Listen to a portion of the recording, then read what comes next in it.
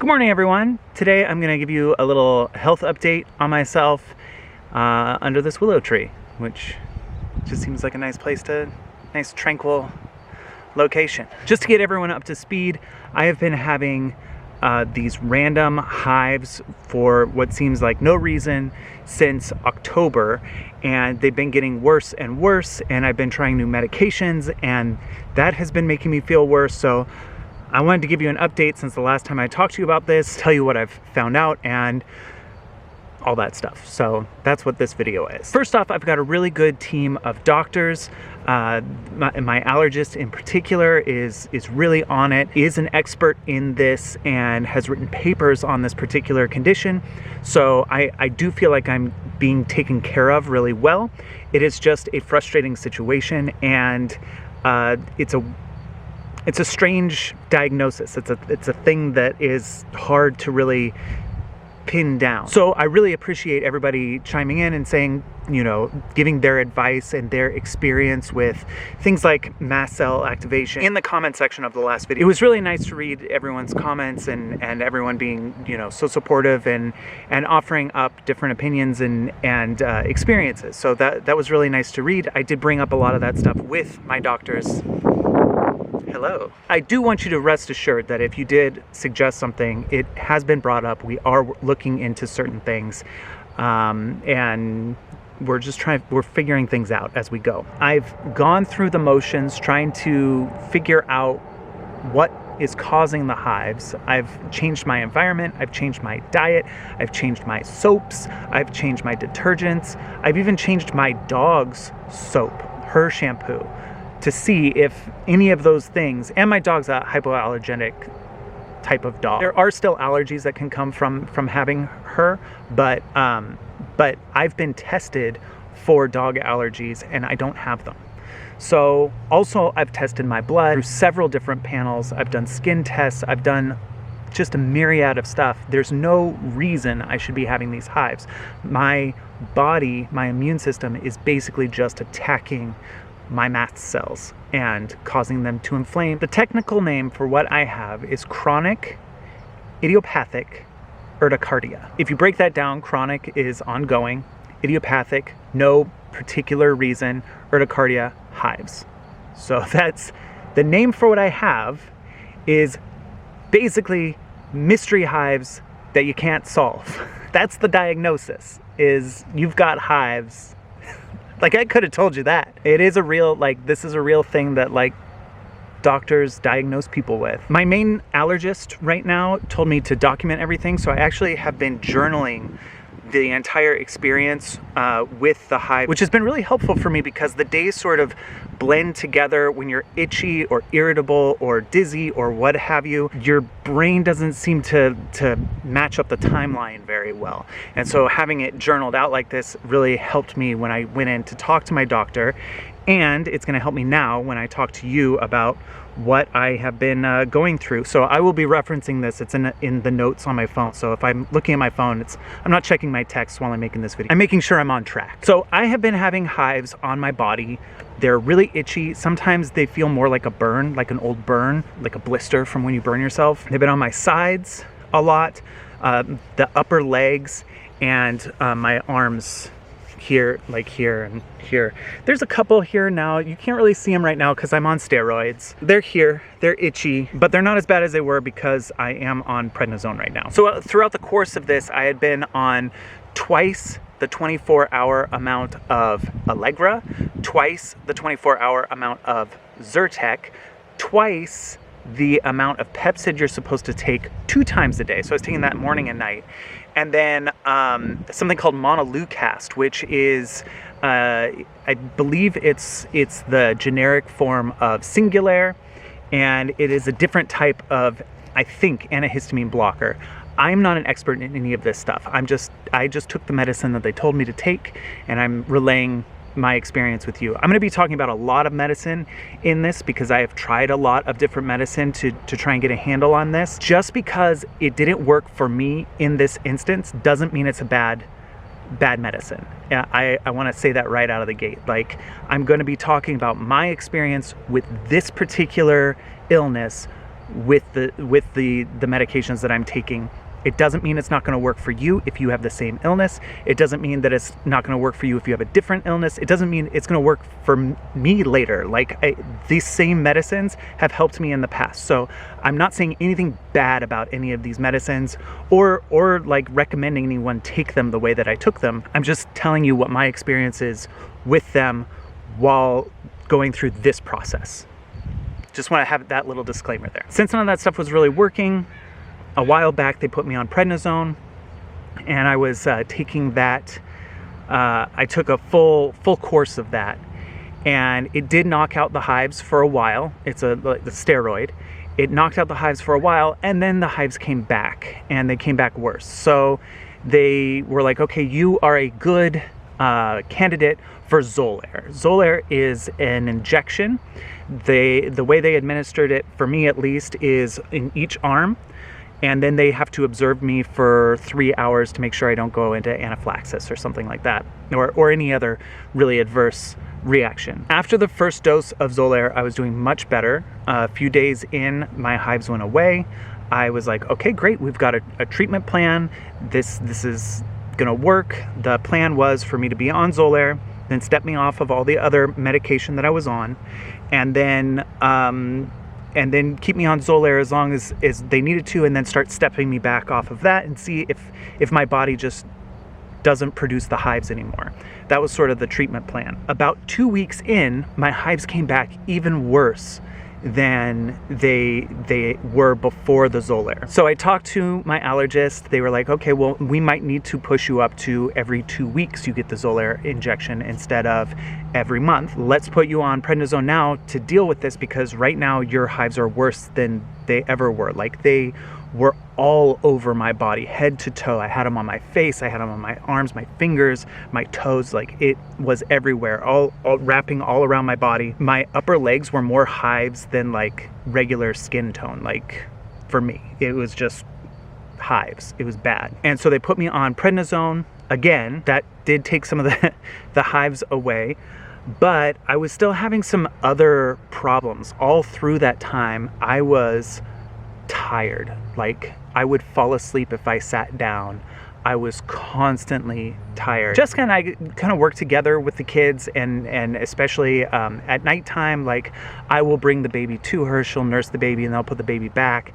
I couldn't do anything. Like, Jessica was doing everything with the kids this whole time, and I was just so tired. Like, I've never felt that tired before. And I've done stuff like, when I was working on Haters Back Off, I was doing like 16-hour days and editing a vlog, and I wasn't this tired. Like, this was the most exhausted, just drained, have no energy, tired. And I was having these really vivid nightmares.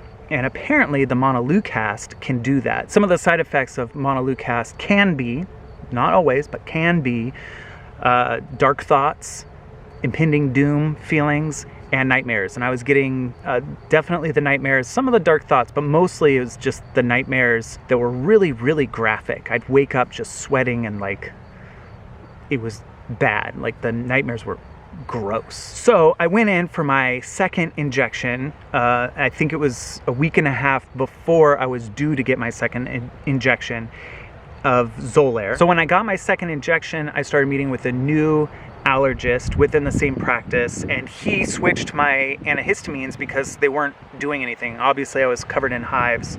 He put me on carbinoxamine and upped my Pepsid, and dropped the prednisone that I was on and the montelukast, because he wanted me to get sleep. He didn't want me to wake up from these nightmares anymore. And then that night, I had this like wave of chill. Like, it was like ice from my head all the way down to it was the weirdest feeling. And then I felt nauseous. Like, I was going to throw up.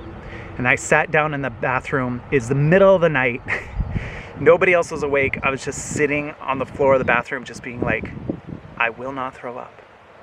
I will not throw up. I was just willing myself not to. And I didn't, because I don't like doing that. It does not feel good.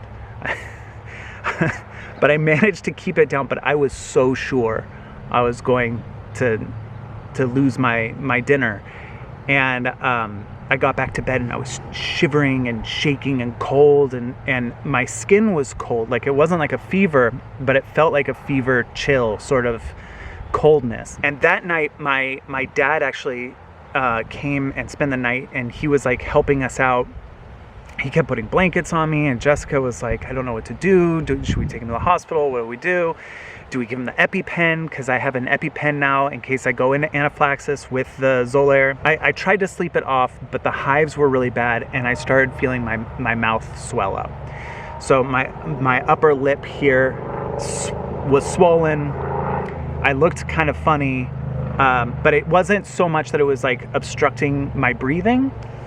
So I was like, I need to sleep this off. I need to just let me be, please let me sleep. But in the morning, Jessica was like, we're going to the doctor. Like, I'm calling them, we're going in, we're gonna get you checked out. So after observing me for another day, my hives weren't going away. I was on the second injection of Zolair.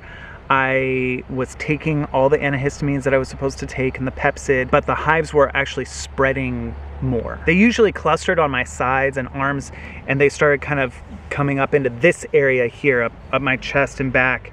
And the doctor looked at it and was like, you know what, we need to put you back on the Montelukast. I want you to take it in the morning instead of at night, and see if that helps with the nightmares. And so far, I'm still on that medication. So far, it's helped. I have more vivid dreams than I'm used to, but the dreams are not as violent. They were really dark and violent before, and now they're just strange. They'll wake me up because they're so strange, and I think that would make a great movie. Like, if that thing that just happened in my dream happened in a movie, that'd be great. I need to remember that for tomorrow, and I'll write it down, and I'll write a screenplay. It'll be great. And then in the morning, when I actually like am fully awake, I think about the dream, and I still remember the dream very vividly, and I go, that's a terrible idea. So I kind of wish the dreams were more marketable, but so far they've been pretty terrible ideas that I woke up really excited about in the middle of the night, and then the next morning went, that would never work. I was going to the doctor every day, every other day, trying to figure out what was going on, showing him where the hives were, asking him questions about, T cells and mast cells and what's actually going on in my skin. And he tried a new antihistamine on me that is not your typical antihistamine, and I don't remember the name, but I'll put it on the screen right here. That one I started taking at the same time I started an even stronger prednisone. So at this point, I'm on the Montelukast in the morning, Pepcid, a stronger dose of Pepcid morning and night, and I'm taking this new antihistamine 3 times a day, and then I'm on a much higher dose of prednisone. He just wanted to get the hives gone so that I could kind of get to a base point and we could work from there, because the hives, I couldn't sleep. It was just terrible. The hives started to go away, but I was also on the high dose of prednisone, so I didn't know which medication was helping me. At this point, he also said, you are not a good candidate for Zolair. Zolair is great. It works for a lot of people. You had a bad reaction. Your lips started to swell up. You had those icy chills. You felt like you were going to throw up. And traditionally with this medication, if someone has a reaction to it, the next reaction is even bigger. So I don't feel comfortable giving you a 3rd injection of Zolair. That was kind of a big blow, because that seemed like the hopeful treatment plan that was going to work after all this other medicine didn't work. That got me a little down. So at this point, I'm on the prednisone and all this other medication. The hives are starting to diminish, and I was feeling good, except I was suddenly the most dizzy feeling, like all day long, dizzy, vertigo, but different forms of it throughout the day. It was very, very strange. I'm going to try and describe it to you, but it wasn't just like dizzy, because I did feel dizzy, like I spun around a bunch and stopped. Sometimes. Other times it was like a vibrating dizzy, like everything around me was like this, like just really vibrating. Other times This was the weirdest one. Other times it was like the whole world was doing this in my face, like getting closer and further away as I was experiencing it. Like the walls in the house were like doing this. It was really weird. And then other times, usually later in the day, it felt like I was on one of those Viking ship rides at an amusement park.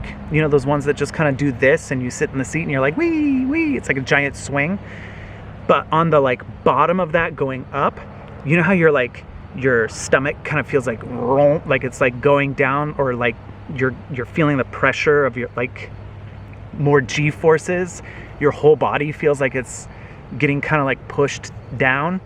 I felt like that throughout the afternoons into the evenings, and always dizzy. I was like, when I would walk places, I'd have to like put my hands on cabinets or the counter or the wall to steady myself, to center myself on like, okay, that's what not moving feels like. Okay, I can make it.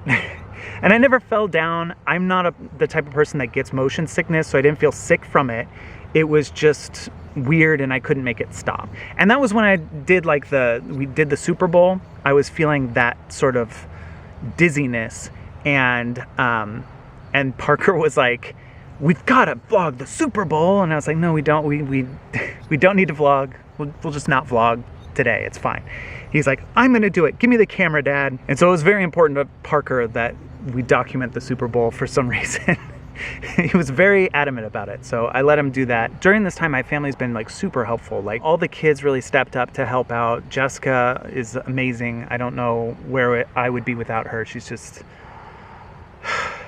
I'm just so thankful for Jessica and all that she does for us, and how much more she had to take on even because I was sick. My dad and Mom came over to help out a little bit. Rachel sent me a little care package one day, just out of the blue, with like snacks and a vinyl record for my record player, a new record that I had wanted. And that was really nice. That lifted my spirits a little bit. But man, I was in such a fog. Like it was I was going between just being itchy and being so tired. Like there was one day where I woke up at like 8 a.m. and got ready for the day, and then just lie down for a second. I just wanted to lie down for a second and ended up sleeping until the evening. And that, I don't do that. Like that is not me. I am a workaholic sort of personality. I don't take naps very well. And it was weird. It's weird for me personally. And I guess I just needed it, you know? And anyway, so about a week of that was happening, and then I finally went to the doctor and I was like, listen, I'm dizzy all the time. I feel like this and this. And he's like, oh, that's that antihistamine I put you on that's doing that. So you got to stop taking that. So now I'm not on any antihistamines aside from the Montelukast in the morning, or Zolair in the morning. I take 2 Pepsids. That's a higher dose of Pepsid in the morning and in the evening. And I'm still on the prednisone. Tomorrow, I am going to the allergist and getting an injection that is similar to Zolair, but it is not Zolair. It's something else. It's called Dupixent, and it is off-label for this. It's typically for eczema and skin, like rashes and inflammation sort of stuff. Sometimes it works for what I have. I hope that this injection works, because if it doesn't, my doctor was talking about the next step in the treatment. So they have this sort of protocol that they go to. It usually stops at antihistamines. If it doesn't stop there, they go to the Zolair. If it doesn't work there, if you have a bad reaction to that, the next step actually isn't always this injection. It's usually this other thing that I'm going to get into. But if the injection doesn't work, I'm going to have to try it, I think. Basically, there are medicines that they give you that shut down your immune system.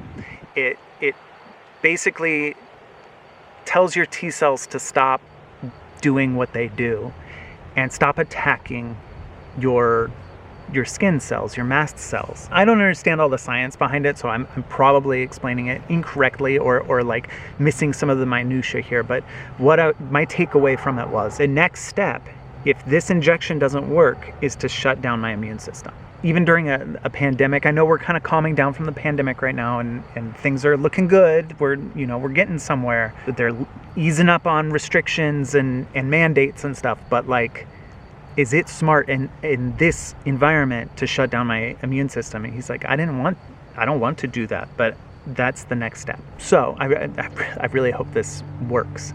And in regards to looking into syndromes and things like that, all my blood work looks good. It looks like I'm a healthy person. The more advanced like testing that they could do, they have to do once I am at a good baseline. Like I have to be not having the hives and the breakouts and not be on the prednisone in order for them to do testing on me and find out what's causing this, if they even do. A lot of people, they go into remission from this, and then they know that it could flare up at some point, but they stop looking for a reason for it because they're healthy and fine and they're not having the hives anymore. Oh, and I did want to mention that I am on prednisone right now. It is good in like an emergency sort of situation. It can be very helpful, but there are so many side effects and bad things long term if you do it long term, if you take it long term, that it's not something that I can continue to take. I have to get off of the prednisone in order to continue being healthy. There's like bone loss and all these different like not good side effects to continually take prednisone. So that's why we're looking for these other options, whether it's this injection or shutting down my immune system for a time to get the hives down to nothing, and then bring my immune system back up and sort of working out if antihistamines can do the job after that. The way that my doctor explained it was like a volcano, like I'm having these eruptions and they really need to extinguish the volcano before they can really work on it and make sure that I stop having these flare-ups. Stopping my immune system would get it to stop, and then they can sort of work with it. But if this injection works, I'm really hoping that it does, because it seems like a safer way to go. I still have to be like observed. I could go into anaphylaxis. I could have side effects. It could do nothing, but there's a chance that it could do something. And so I'm hopeful and excited to see what comes of that. I think you're up to date now. That was a lot. Thank you for sitting through that and for being so supportive in the comments and on Twitter. It's nice to have that support. It's nice to have someone to talk to, knowing that people out there care. Yeah, thanks for being here. And I will keep you up to date on this. This is a journey, and I'm not the only person that has gone through it. That was very evident in the comment section that a lot of other people have gone through this, and so I'd like to bring light to it. Show it to people and talk about it openly. That's something that I have the privilege of doing through these videos. So I'm gonna take it, and yeah, really appreciate you guys. Thank you very much.